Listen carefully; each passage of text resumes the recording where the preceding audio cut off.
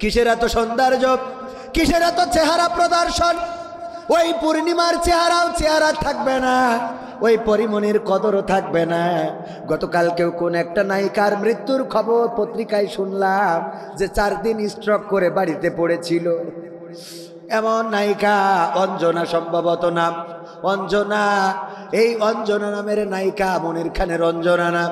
পত্রিকায় পড়লাম 4 দিন পড়েছিল, স্ট্রোক করে মেঝেতে পড়েছিল। সন্তান বলেছে সমস্যা নাই।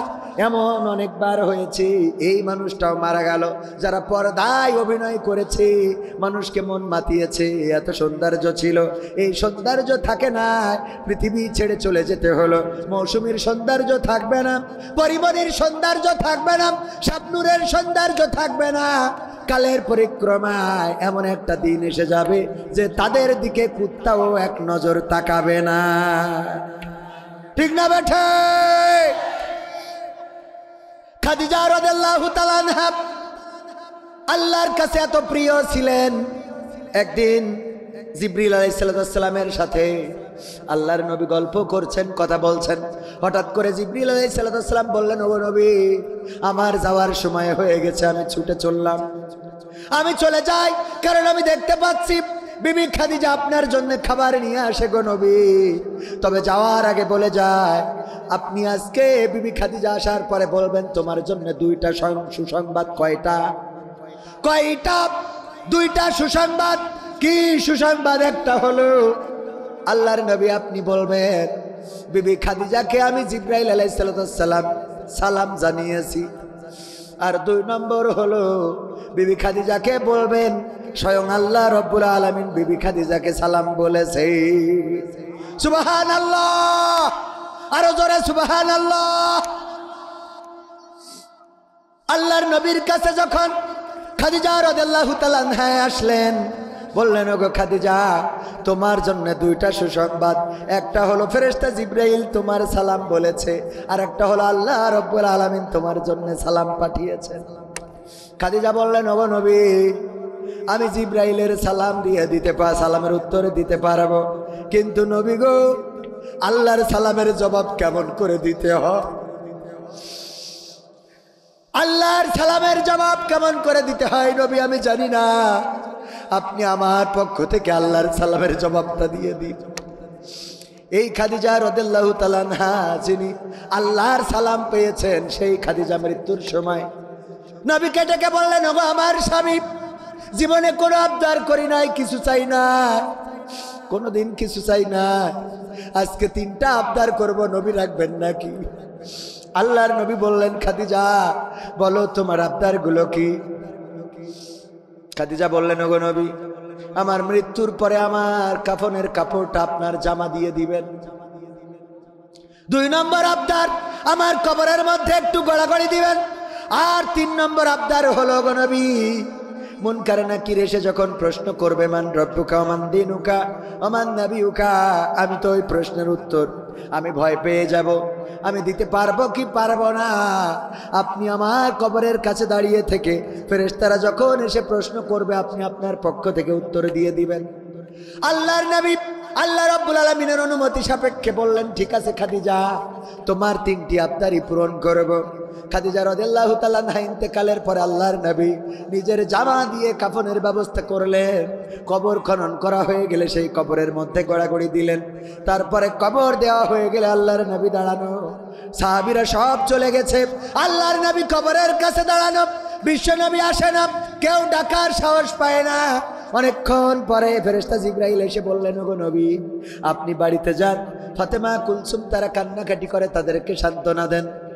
আল্লাহর নবী বললেন, ওগো জিবরিল, আমার খাদিজার ওসিয়ত ছিল, 3টা আবদার ছিল, 2টা পূরণ করেছি, 3 নম্বর পূরণের জন্য অপেক্ষায় আছি। 3 নম্বর আবদার, মুনকার নাকির আসলে যেন আমি তাদের প্রশ্নের জবাবটা নিজে থেকে দিয়ে দিই। আল্লাহর ফেরেশতা জিবরাইল আলাইহিস সালাম বললেন, ওগো নবী, আপনি বাড়িতে যান, বাড়িতে যান, আল্লাহ আমাকে পাঠিয়েছেন। আল্লাহ রাব্বুল আলামিন বললেন, যাও আমার হাবিবকে যে খবরটা জানা, যেই খাদিজা কবরের প্রশ্নের জবাবের এত ভয় পেয়েছে, সেই খাদিজার প্রশ্নের জবাব আল্লাহ রাব্বুল আলামিন আরশে আজিম থেকে নিজেই দিয়ে দিয়েছে।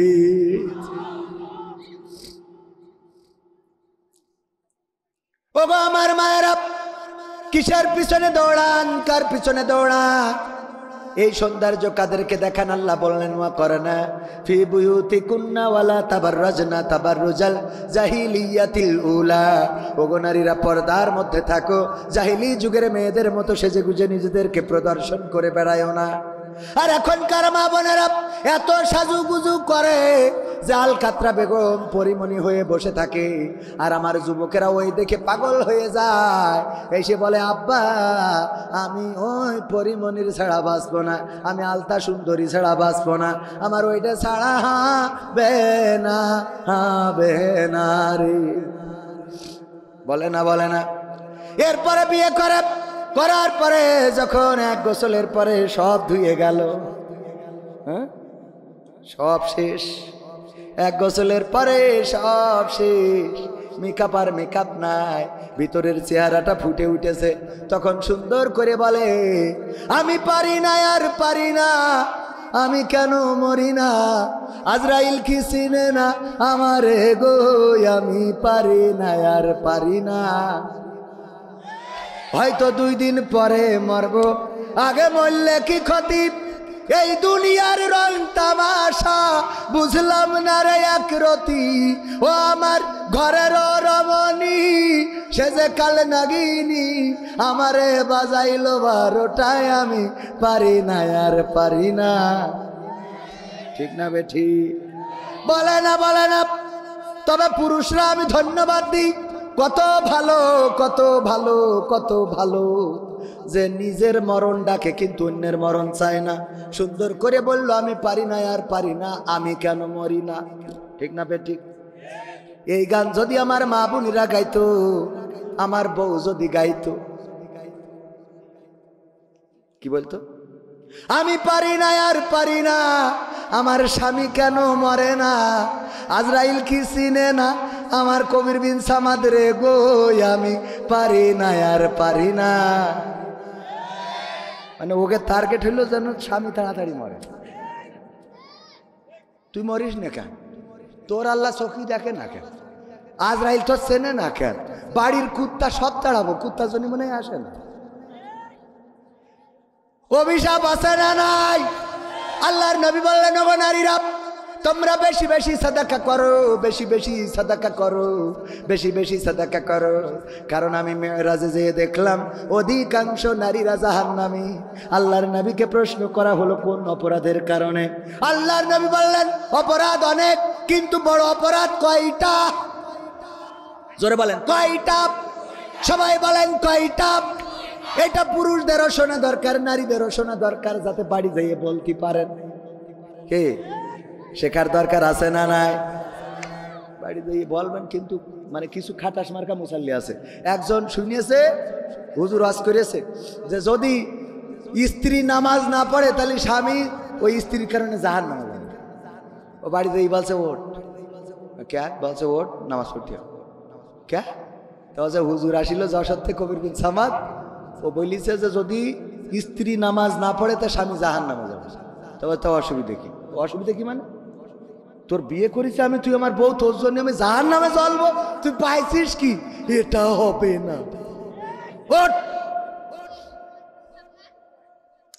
বলছে যে আমি নামাজ না পড়লে তুমি জাহান্নামে। ঠিক আছে, তা নামাজ তো তুমিও পড়ো না, তা বলছে আমি আমার জন্য জাহান্নামে জ্বলবো, তোর অসুবিধা কি?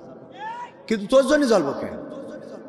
আমার জন্যই আমি জ্বলবো, তোর জন্য না। ওঠো নামাজ পড়তে। বলছে রাত 12টার সময়, শীতের রাত, ডিস্টার্ব করি না, কালকে কি আর কালকে আজকে তোর কোন পাগল রে আইলো আজকে করবেন সামান, কোন পাগল আই জ্বালাই। ঠিক আছে, কষ্ট করে যাই হোক উঠে উজু করে এসে এবার বলছে যে ঠিক আছে বলো এখন এই রাত 8টার সময় কই নক্তের নামাজ, কয় রাকাত, কি সূরা পড়বো, বৈঠাকে কি পড়বো, শেষ বৈঠাকে কি পড়বো, রুকু সিজদা কখন করবো?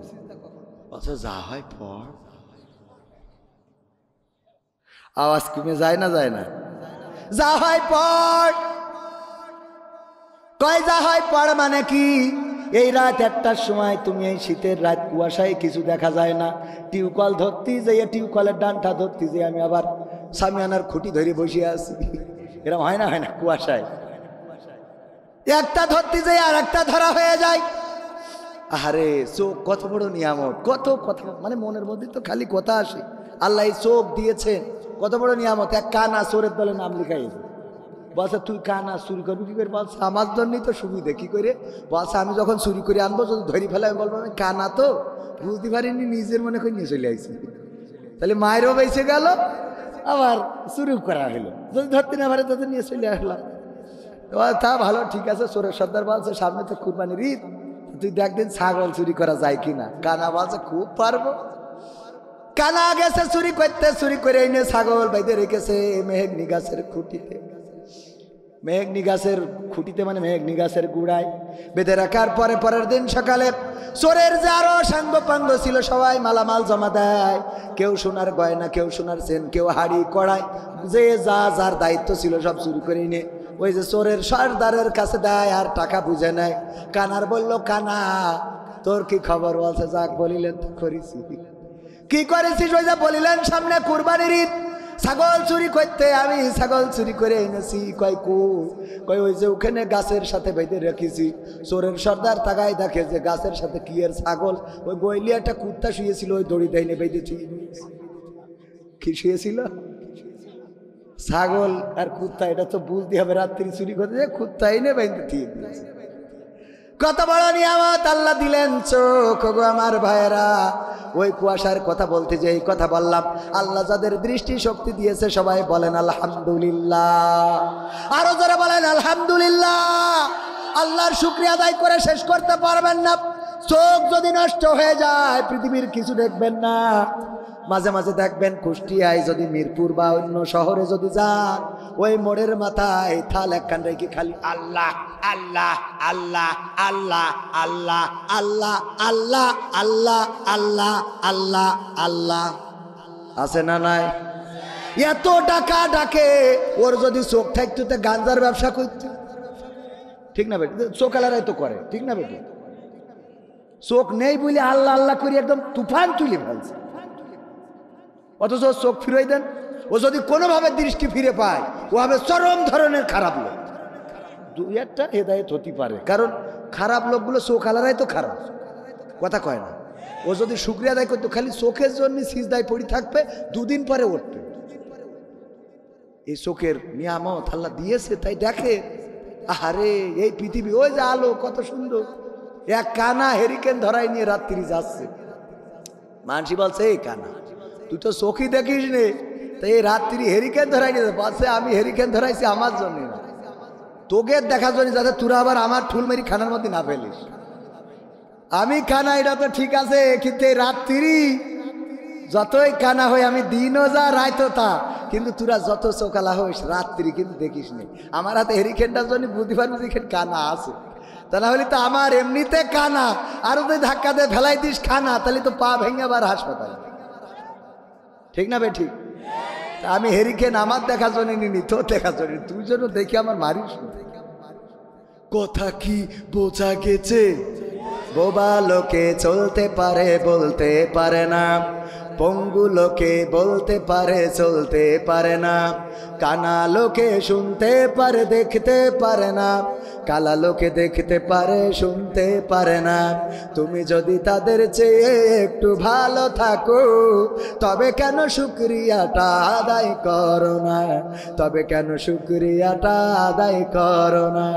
তবে কেন শুকরিয়াটা আদায় করো না? চোখ দুটো দিল দেখতে তোমার, শুনতে দিল কান, জিহ্বা দিল স্বাদ নিতে আর নাকে সুঘ্রাণ, কথা কয় না? চোখ দুটো দিল দেখতে তোমার, শুনতে দিল কান, জিহ্বা দিল স্বাদ নিতে আর নাকে সুঘ্রাণ। এবার তুমি ভেবে দেখো না, এবার তুমি ভেবে দেখো না কতটা সুখে তাপ। তবে কেন শুকরিয়াটা আদায় করো না? তবে কেন শুকরিয়াটা আদায় করো না? তবে কেন শুকরিয়াটা আদায় করো না? তবে কেন শুকরিয়াটা আদায় করো না? হাত দুটো দিল মারতে তোমার যখন যারে চাও, ঠিক কয়? ঠিক। এই হাত মারামারি করার জন্য এই হাত দিয়ে ভালো কাজ বলছেন না, এখন মারামারি করা যাবে, কারণ 16 বছর মায়ের খাইছি, এখন ঢিসুম ঢিসুম। হ্যাঁ, এরকম হবে নাকি? হবে? মিজানুর রহমান আজহারি ভাই বলেছেন, এক দল খেয়ে চলে গেছে আর এক দল খাওয়ার জন্য বসে আছে। মহাভারত। আচ্ছা, ও কথা না বলি আবার সমালোচনা করবে। এতে বিড়াল বেজার হয়ে গেছে, ঠিক না বেঠে? একদল খেয়ে চলে গেছে আর একদল খাওয়ার জন্য বসে আছে। আমি তো বুঝেছি যে এই দলের নাম হলো জামাত ইসলামের কথা বলেছি। কথা কয় না? হ্যাঁ না বলছেন কেন?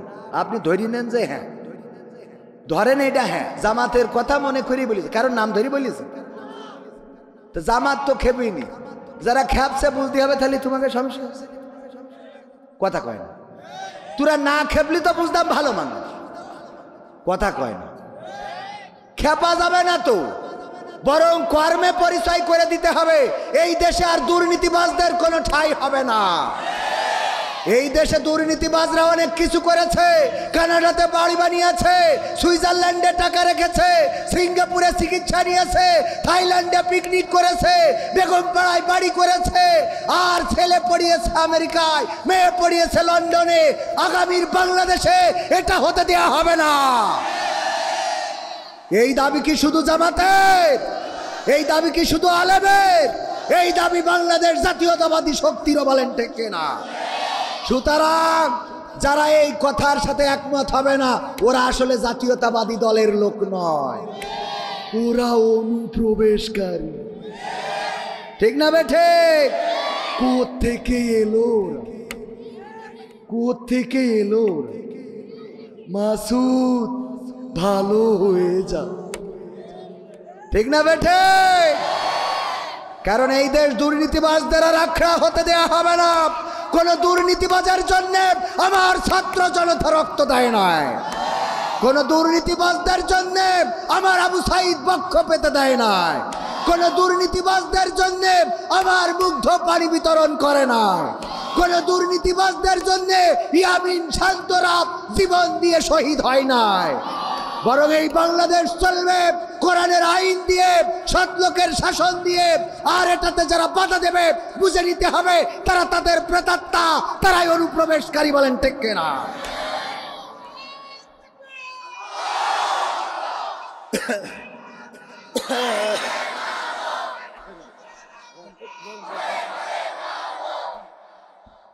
সম্মানিত ভাইয়েরা, আমার কথার সাথে কি একমত আছেন? ডাক্তার শফিকুর রহমান সাহেব বলেছেন মাহফিলে রাজনীতির আলাপ না করতে। এটা কি তিনি ঠিক বলেছেন? অবশ্যই ঠিক বলেছেন, অবশ্যই। এক লাইন শুনেই লাভ দিলে হবে না, পরের লাইন শোনার দরকার আছে না নাই? বলল যে কবিতা লিখে আনবা। ফজা আপনাদের এলাকায় বাড়ি ছিল, ফজার নাম শুনেছেন? ওগল বগল মিতুল নাম শুনেছেন আপনারা? এই ওগল বগল মিতুলের মতো তো মারা গেছে, আল্লাহ তার কবরকে মাফ করে দিন, বলেন আমিন। মাফ করা আল্লাহ রাব্বুল আলামিন চাইলে গুনাহগারকে মাফ করে দিতে পারে না? পারে না? আমি মালয়েশিয়াতে আমি বললাম আল্লাহ যদি চায় আল্লাহ শেখ হাসিনারও ক্ষমা করে দিতে পারে। তো মালয়েশিয়ায় আমাদের মসজিদের আরে বাবা আছে, ঠিক খুব যাক আলহামদুলিল্লাহ, তাও তো আছে একজন। হ্যাঁ কথা কয় না?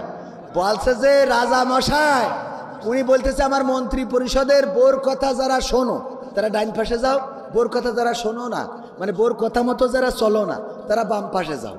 আমি একটু দেখতে চাই যে এই রাজপ্রাসাদে কয়জন আছে অন্তত যার বাড়িতে স্বামীর শাসন চলে, বোর শাসন চলে না। তো সবাই চিন্তা করলো আমিও বোর কথা শুনি, আমিও বোর কথা শুনি, আমিও বোর কথা শুনি, সব এক পাশে চলে গেছে, ওয়ানলি ওয়ান পিস এক পাশে। রাজামশাই বলছে যাক তাও তো অন্তত একজন পাওয়া গেল যে আমার রাজ্যে বোর কথা মতো চলে না, আসলেই বীর পুরুষ। আচ্ছা রাজা আসলে আমি ওইটা না কেন?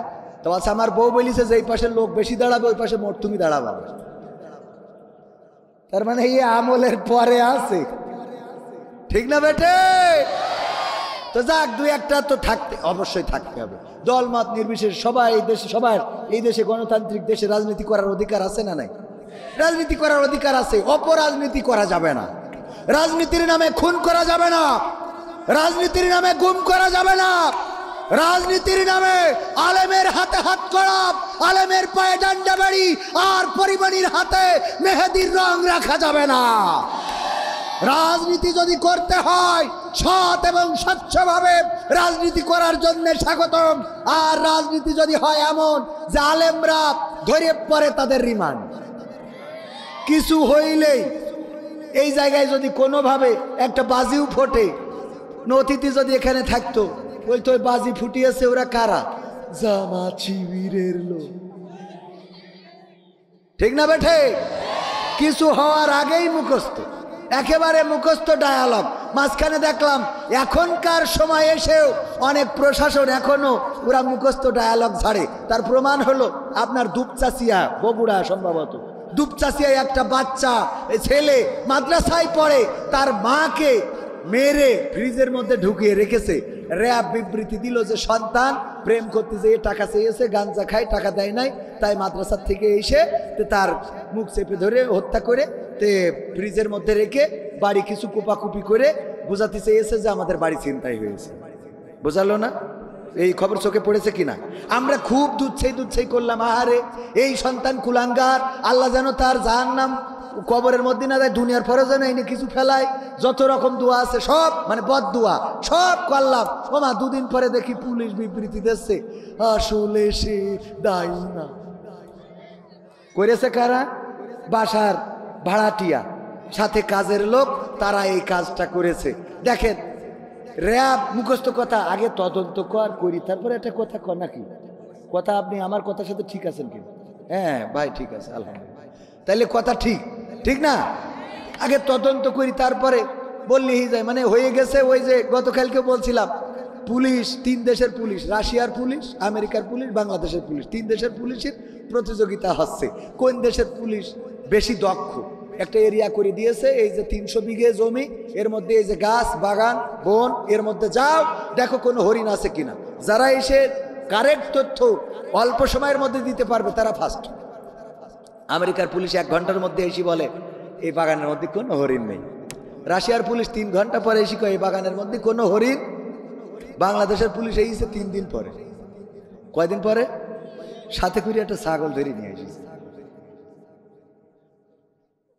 বলছে যে কি ব্যাপার?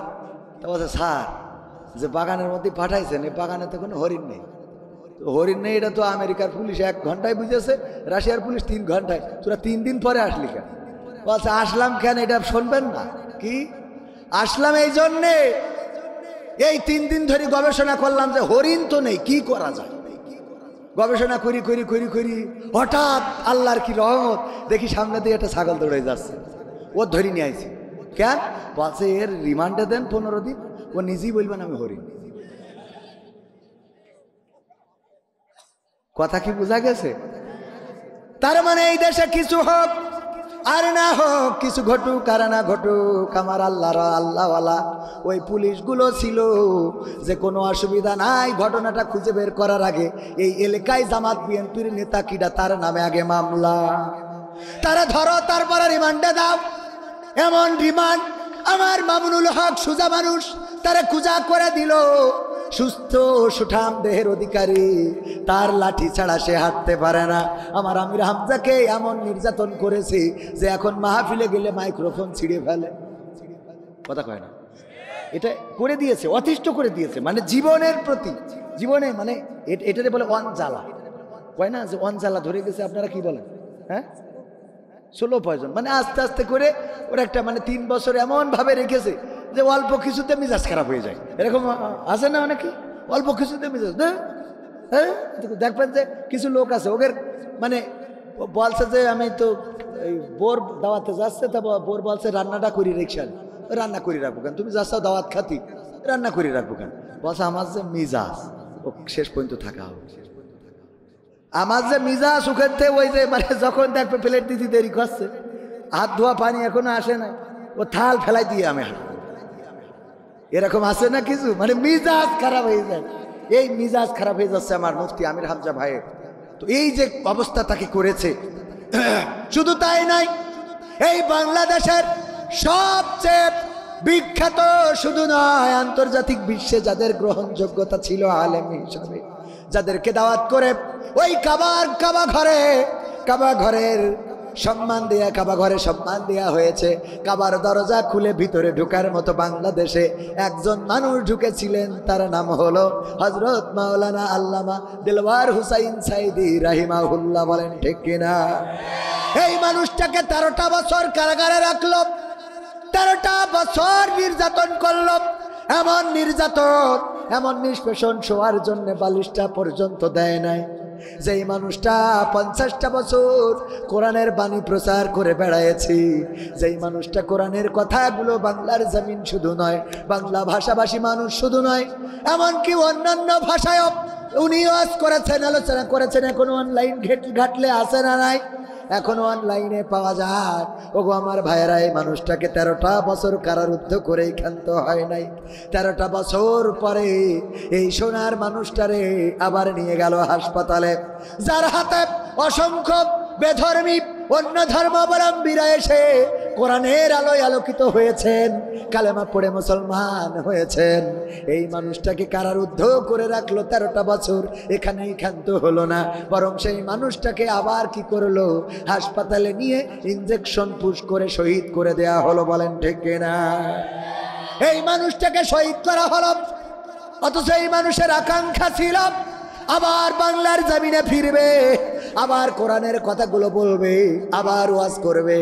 ওগো আমার ভাইয়েরা, মিজানুর রহমান আজহারি পেকুয়া কক্সবাজারে প্রোগ্রাম করেছে, লাখো লাখো জনতার ঢল, তবে মাঠে জায়গা হয়েছে।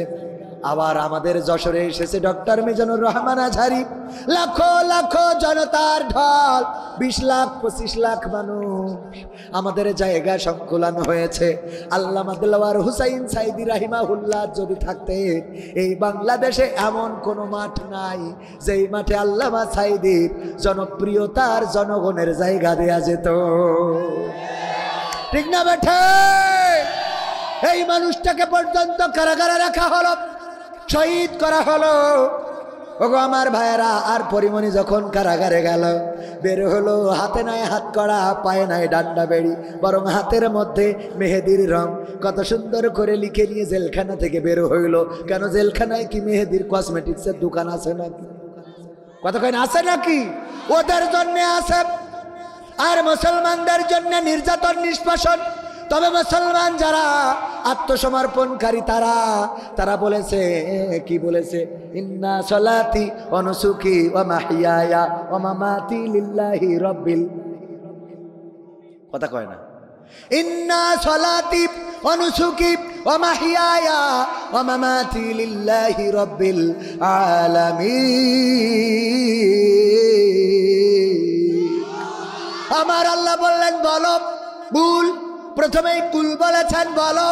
বিশ্ব নবীর মাধ্যমে জানিয়ে দিলেন, ওগো আমার বান্দারা, ওগো আমার বান্দারা, তোমরা বলো, নিশ্চয় আমার সালাত, আমার কুরবানি, আমার জীবন, আমার মরণ সব বিশ্ব প্রতিপালক আল্লাহর জন্যে। কার জন্যে? তাহলে প্রশ্ন হলো, ডাক্তার শফিকুর রহমান সাহেব বলেছেন মাহফিলে রাজনীতির আলাপ না করতে, এটা কি তিনি ঠিক বলেছেন?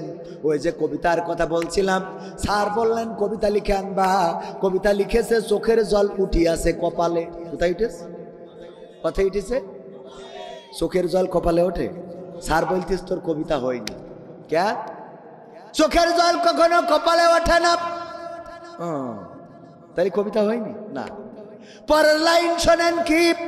পা দুটো বাঁধা ছিল কদমের ডালে। পা দুটো যদি কদমের ডালে বাঁধা থাকে, তাহলে চোখের জল কনে আসে? তালি হয়ে গেছে। পরের লাইন না শুনে লাভ দিলেন, না এটা করা যাবে না, পরের লাইন আগে শুনতে হবে। এই জন্যে ডাক্তার শফিকুর রহমান সাহেব উনি বলেছেন, ওয়াজের ময়দানে রাজনীতি হবে মিনিমাম মিনিমাম মিনিমাম, ম্যাক্সিমাম নয়, মিনিমাম, এবং যেটা প্রাসঙ্গিক সেটা অবশ্যই আসতে হবে। যেমন নমরুদের কথা, ইব্রাহিমের কথা বলতে গেলে নমরুদের কথা আসে না? আসে না? কথা কয় না? আসে না? আসে না? মুসার কথা বলতে গেলে ফেরাউনের কথা আসে না? আসে না? কাবার কথা বলতে গেলে আব্রাহার কথা আসে না? আসে না? আল্লাহর নবীর কথা বলতে গেলে আবু জাহেলের কথা আসে না? আসে না? তেমনি ভাবে এই জামানায় যারা কোরআনের খাদেম, তাদের কথা বলতে গেলে কিছু আল্লাহর ওলিদের কথা আসতে পারে না? পারে না? সুতরাং প্রাসঙ্গিক যেগুলো সেগুলো বলতে পারবেন। আমি বলেছি দেখেন কোরআনে সূরা সফের 2 এবং 3 নম্বর আয়াত আল্লাহ বলছেন ইয়া আইয়ুহাল্লাযীনা আমানু লিমা তাকুলুনা মা লা তাফআলুন, ইয়া আইয়ুহাল্লাযীনা আমানু লিমা তাকুলুনা মা লা তাফআলুন। 3 নম্বর আয়াতে বলছেন কাবুরা মাকতান ইনদাল্লাহি আন তাকুলু মা লা তাফআলুন। আল্লাহ বলছেন যে শোনো ঈমানদারেরা, যারা বিশ্বাস স্থাপন করেছো শোনো। একটুখানি আরেকটু সময় থাকা যাবে না? আরেকটু সময় বাবাজি মুতু ধরেছে শোনা, হ্যাঁ অনেকক্ষণ বসে তো, একটু হালকা করে আসে। আল্লাহ কবুল করুন, বলেন আমিন। আরেকটু সময় কি থাকা যাবে? মা বোনদের 2টা ওয়াজ, ওই যে বলেছিলাম জাহান্নামে যাওয়ার কারণ কয়টা, এটা সবাই জানার দরকার আছে না নাই? এটা জানতে হবে এই জন্য, কারণ আপনি যদি আপনার স্ত্রীকে জানাইতে ব্যর্থ হন তাইলে আপনার স্ত্রী আপনার সাথে এই আচরণগুলো করবে। যদি আপনার প্রেমিকাকে জানাইতে ব্যর্থ হন তাহলে বিয়ের পরে কিন্তু খবর আছে, খেলা হবে। হ্যাঁ, লাইলাতুল ফেব্রুয়ারিতে বিপদ আছে না নাই? আজকালকের ছেলেরা বই নিয়ে আর বসে না, ও বাবা গুগলে সার্চ করিয়া পড়ি। ওরে একালের মেয়েরা কোরআন হাদিস ধরে না, আমার কুষ্টিয়ার মা বোনেরা এই কোরআন পড়ে না, ও আল্লাহ টিকটকে ভিডিও ওরা করে, ঠিক না বেঠে? আজকালকের ছেলেরা বই নিয়ে আর বসে না, ও বাবা গুগলে সার্চ করিয়া পড়ি। আগের সময় প্রেম করিলে বলতো লোকে পাইছ কি, এখন বলে সব করিয়া বাবু তুমি খাইছ কি। বাবু তুমি কি খাইয়াছ? না, ও ফিডার খাবে। বুড়ো দাঁড়িয়ে গেছে, বাবু তুমি কি খাইয়াছ? শরীরের যত্ন নিয়ে টেক কেয়ার বাবু। আরে আমার কইলছে টুকরা শয়তান।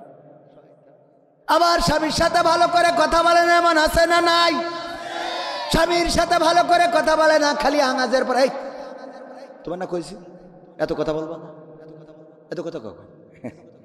আজ এখন বাবু ফোন দেয়, হ্যাঁ ফোন আচ্ছা, হ্যাঁ হ্যাঁ বলটু ভাই, ও বাবা কতদিন পরে ফোন দিলেন আপনি, আজকে আপনার দেখে খুব ভালো লাগছে।